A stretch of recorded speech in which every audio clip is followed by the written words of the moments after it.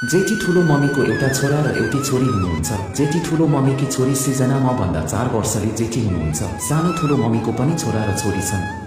छोरीको नाम हो अनुषा, मभन्दा 3 वर्षले कान्छी।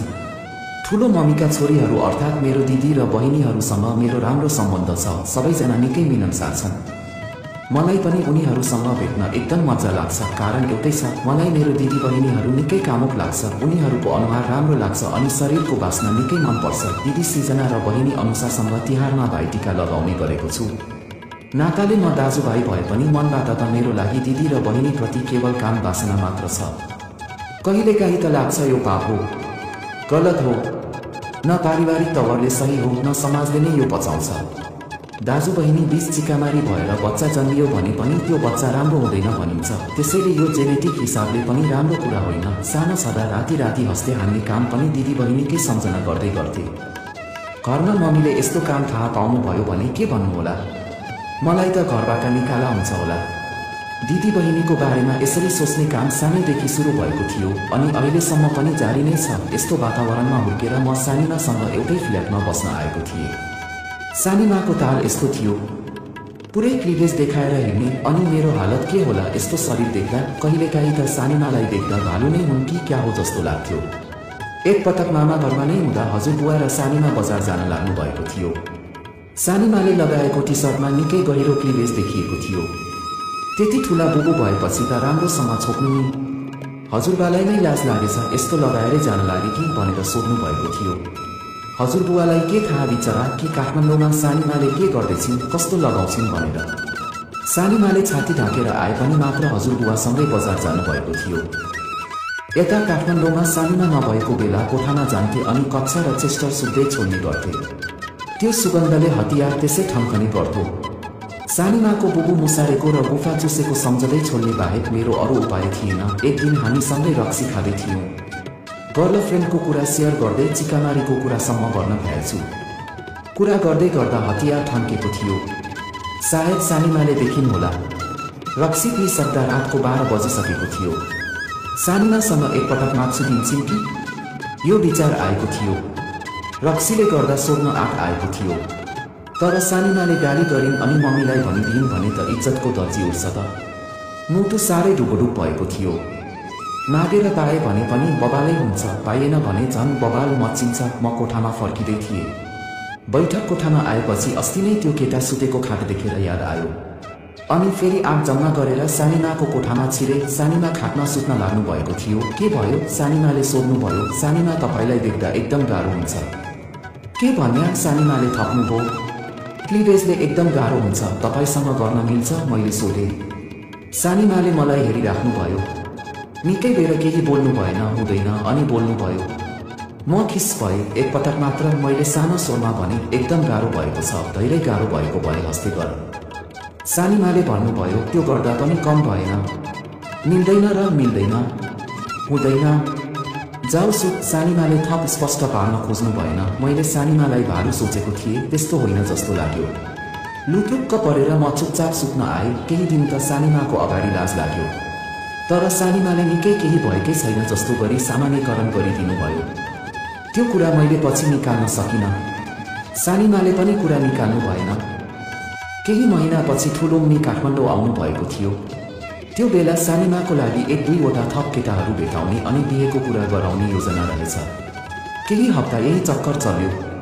तर दुवै केटालाई सानिमाले रिजेक्ट गरिदिनु भयो। यस्तो भइसकेको थियो कि आफन्तहरू सबैले खोजेको केटाहरू एकपछि अर्को रिजेक्ट हुँदै थिए। कोहीले त सानिमाको अरू नै केटासँग सम्बन्ध चलेको छ कि भनेर शङ्का गर्न थालेका थिए। म घर गएको बेला मम्मीले मलाई सोध्नुभयो, कोही केटा छ र त्यसको? सुरुमा त भनिदिन्छु जस्तो लाग्यो। तर मम्मीलाई झुटो बोले, खै मैले देखेको छैन। काठमाडौँ फर्केपछि मैले सानिमालाई यो कुरा सुनाएँ। मम्मीले तपाईँको कोही केटासँग सम्बन्ध छ भनेर सोध्नु भएको थियो।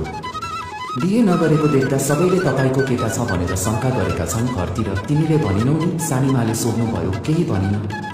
मैले देखेको छैन भनिदिएँ। ठिक छ, त्यसो भए? सानिमाले ढुक्क हुँदै भन्नुभयो। त्यो अस्ति नै आएको केटा छैन आजभोलि? मैले सोधेँ। छैन, छोटो उत्तर दिनुभयो। किन? ब्रेकअप भएको हो? हामी साथी मात्र हौ, सानिमाले भन्नुभयो। होइन होला? मैले जिस्काउँदै सोधेँ। साँच्चै साथी मात्र हौ? अस्ति नै त्यो केटा आएको बेला यहाँ बाहिर सुतेको होइन? म टोयलेट जान उता थिएन। तपाईको कोठाभित्र बोलेको सुनेको थिए। रातिको 12 बजे। साथी मात्र त होइन होला, मैले भने। सानिमाले एकछिन ट्वाल्ल हेर्नुभयो। केही भएको थिएन। तिमी धेरै सोच्ने काम नगर, सानिमाले भन्नुभयो। होइन, सोचेको होइन। मम्मीले सोध्नु भएको बेला यो कुरा भन्नु पर्थ्यो भन्ने सोच्दैछु, बेकार ढाकेको। हजुरबुवाले पनि सोध्नु भएको थियो। कहिले सोध्नु भएको? सानिमाको अनुहारमा थोरै डर देखे। मम्मीले सोधेको भोलिपल्ट मामा घर गएको थिए। त्यही बेला मैले नभएको कुरा बनाएर भने, तिमीले भनेनौ नि भनेको छैन। तपाईको बिहे रोकिरहेको देख्दा त भनेको भए हुने। मैले धम्की दिए भन्ने काम नगर है भनिदिएको छु मैले। सानिमाले अनुहार रातो बनाउँदै भन्नुभयो। तपाईको साँच्चै कतिवटा बोयफ्रेन्ड छ? मोबाइलमा पनि टन्नै फोन आउँछ। दिनदिनै कोही न कोहीलाई भेट्न जानुहुन्छ। मैले सोधेँ। त्यो मेरो पर्सनल कुरा हो, तिमीले चासो दिनु पर्दैन। सानिमाले रिसाउँदै भन्नुभयो। ठिकै छ, त्यसो भए मैले थाहा पाएको कुरा म घरमा सुनाइदिन्छु। मैले फेरि धम्की दिएँ। सानिमा एकछिन चुप लाग्नुभयो। मैले बुझेको छु, हेर तिम्रो सबै कुरा मैले हुँदैन भनिसकेँ। धम्की दिने काम नगर, सानिमाले भन्नुभयो। किन हुँदैन? मलाई मन छ, तपाईँलाई पनि मन भएरै होला केटा घरमा ल्याउने गरेको। एकपटक दिँदा के जान्छ र? लौ जा, मैले पनि सिधा कुरा गरेँ। हुँदैन भनेसी हुँदैन। किन हुँदैन? के हुन्छ? तपाईँ र म बीचको मात्र कुरा हो, बाहिर सुनाउने होइन क्यारे। हेर, यो कुराले पछि समस्या ल्याउँछ। पहिलो कुरा त म तिम्रो सानिमा हो, तिमी मेरो दिदीको छोरा, नाताले मेरो छोरा नै पर्छ। आफ्नै छोरासँग यस्तो काम गर्नुहुन्न। बरु बोयफ्रेन्डहरूसँगको कुरा बाहिर फैलियो भने त्यति समस्या हुन्न, तर यो कुराको सानो सुईको मात्र पनि बाहिर गयो भने इज्जत त पुरै सकिन्छ। यसै त बिहे गरेको छैन भनेर मलाई यस्तो दबाब छ। यो कुरा बाहिर गयो भने के हालत होला? परिवारमा यस्तो कुराको बारेमा यसै पनि मलाई विश्वास गर्दैनन्। हुँदैन? किन विश्वास गर्दैनन् र? मैले सोधेँ। यो प्रश्नको उत्तरमा थोरै मलाई पहिल्यै थाहा थियो, किनकि कलेज पढ्दा सानिमाले घटाएको एउटा घटनाको बारेमा मैले घरमा मम्मी र बुवा गफ गरेको बेला लुसुक्क सुनेको थिएँ। सानिमा र मेरो ठुलो मम्मीको छोरा सँगै पढ्नुहुन्थ्यो। सानिमा 22-23 वर्ष हुँदाको कुरा होला। म 10-12 नर्सको फुच्चे थिएँ। तर पनि सानिमा र ठुलो मम्मीको छोरा बीचको त्यो कामको बारेमा सुनेको कुराहरू मलाई अहिले पनि याद छ। त्यो उमेरमा राम्रोसँग बुझेको थिइनँ, तर अहिले बल्ल राम्रोसँग याद आयो। त्यो कामपछि ठुलो मम्मी धेरै वर्ष मामा घर जानुभएको थिएन। छोराको कामले गर्दा मुख देखाउन लाज लाग्ने भएको थियो। अहिले सम्बन्ध ठिकठाक छ, तर कता कता ठुलो मम्मीको अनुहारमा मामा घर जाँदा त्यो हिचकिचाहट अझै पनि देख्ने गरेको छु। जे होस्, समाजमा अरू कसैलाई थाहा भएन, तर हाम्रो परिवारभित्र भने त्यो कुरा ठुलै मुद्दा बनेको थियो। थाहा नपाए जस्तो नगर। तिमीलाई थाहा छ, सानिमाले भन्नुभयो। त्यो उमेर नै त्यस्तै थियो। अब त फरक पर्दैन। म पनि सानो छैन, तपाईँ पनि सानो हुनुहुन्न। हामी दुई बीचबाट बाहिर कुरा निस्कने चान्स नै छैन। गरौँ न सानिमा, मलाई साह्रै मन लागेको भएर मात्र भनेको हो।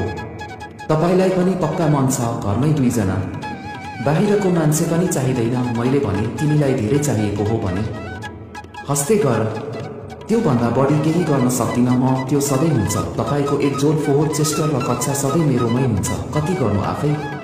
तपाईँको पनि गरिदिनु मन छ। कक्षा सुन्दा सुन्दा वासना मन पर्न थालेको छ। तपाईँको वासनाले पागल हुन थालेको छु। प्लिज के सानिमा, एकपटक गर्न दिनु। ल, गर्न नदिए पनि हुन्छ। हेर्न दिनु। छाम्छु, चुम्मा चाटी गर्छु, त्यति त दिनु न। मैले बिन्ती गरेँ। पहिले पनि यस्तै पारिवारिक सम्बन्धको कारण दुःख पाइसकेको छु। एउटै गल्ती दोहोर्याउन चाहन्न। त्यसो भए यस्तो ड्रेस लगाएर मेरो अगाडि किन आउनुहुन्छ? उमेर भएको केटा हो, अहिलेसम्म केटीसँग चिकामारी गरेको छैन।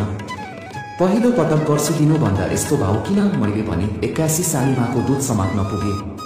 खाटमा गयो। महिनौदेखि देखेको त्यो पुट्ट ठुला चिल्ला बुबु पहिलो पटक मुसार्दै थिए, मजाले मार्दै थिए। सानिमाको ओठमा ओठ मिलाए।